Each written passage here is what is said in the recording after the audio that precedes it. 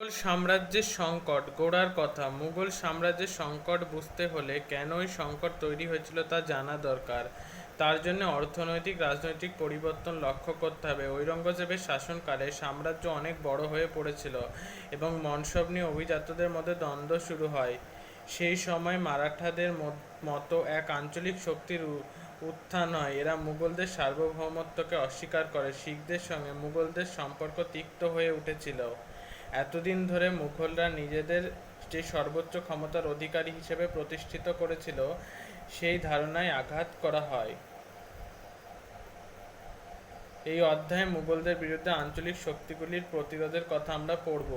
এই প্রতিরোধগুলির চরিত্র ছিল এক এক ক্ষেত্রে এক এক রকম। মারাঠারা নিজেদের স্বরাজ্য গঠনের স্বপ্ন দেখেছিল।